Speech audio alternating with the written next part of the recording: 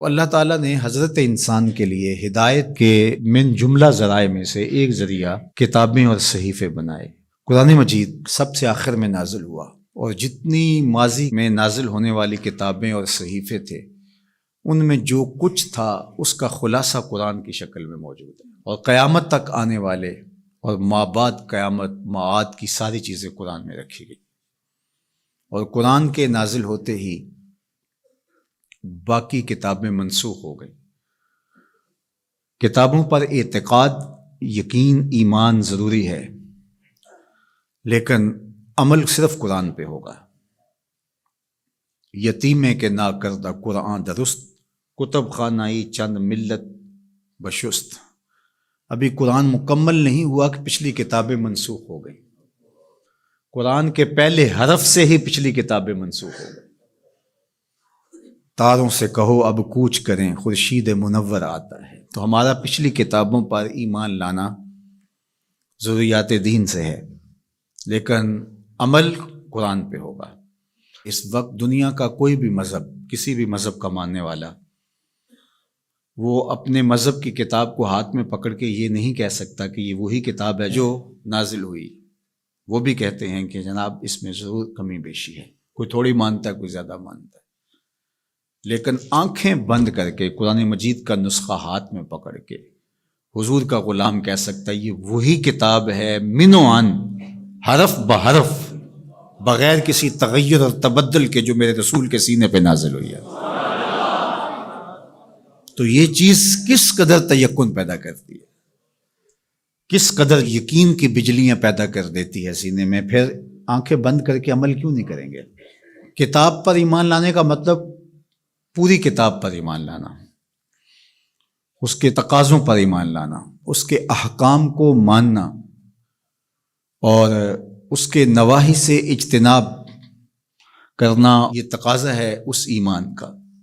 تو یہ نہیں کہ جو چیز سمجھ میں آئے، پسندیدہ ہو، نفس پر شاک نہ ہو، نفس کو مرغوب ہو، محبوب ہو، اس پر تو عمل بھی ہو، اس پر بات بھی ہو، اور جو چیز نفس پر شاک ہو تو اس کو جو ہے وہ چھوڑ دیا جائے۔ تو یہ ایمان کا مفہوم نہیں ہے۔ ایمان کا مفہوم یہ ہے کہ پوری کتاب پہ ایمان لایا جائے۔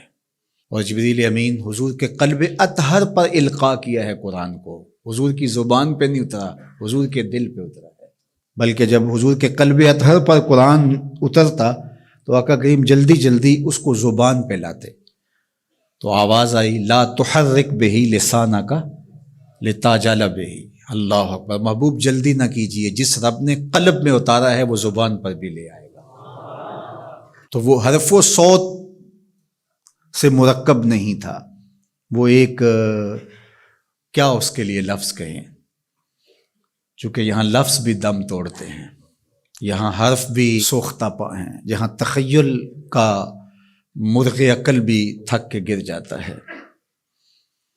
وہ جانے اور وہ جانے کیسے دیا ملائے اعلیٰ میں۔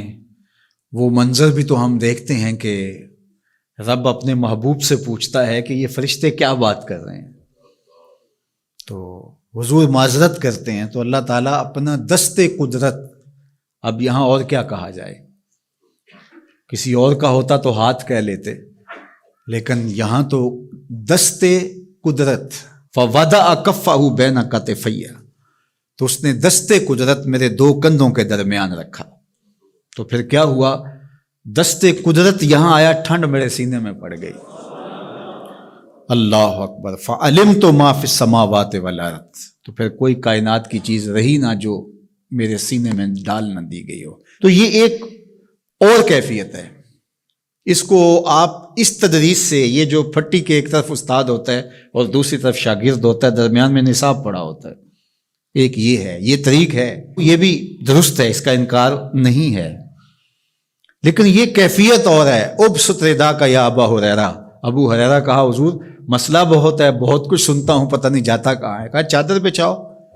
اللہ اکبر، مسئلہ کیا ہے مجھے یاد نہیں رہتا، کہا چادر بچھا لو۔ ابو ہریرہ رضی اللہ تعالیٰ عنہ چادر بچھا لیتے، حضور ایسے کچھ بھرا اور ایسے ڈال دیا، کہا اس کو سمیٹ لے اور سینے سے جوڑ لے۔ حضرت ابو ہریرہ فرماتے ہیں اس کے بعد میں بھولا نہیں ہوں۔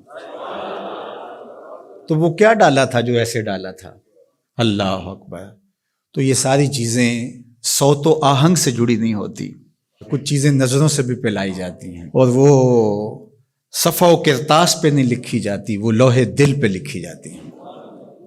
اس لیے فرمایا کہ ہم نے آپ کے سینے پہ قرآن نازل کیا، اور اس کی وجہ بھی بیان کی، اس لیے کہ ہم آپ کے سینے کو قرار عطا کریں، تسکین ملے، قرار ملے، مضبوط کریں آپ کے سینے کو۔ اللہ اکبر۔ تو حق ہے اس کتاب کا ایمان، اور ایمان بھی مکمل کامل رقم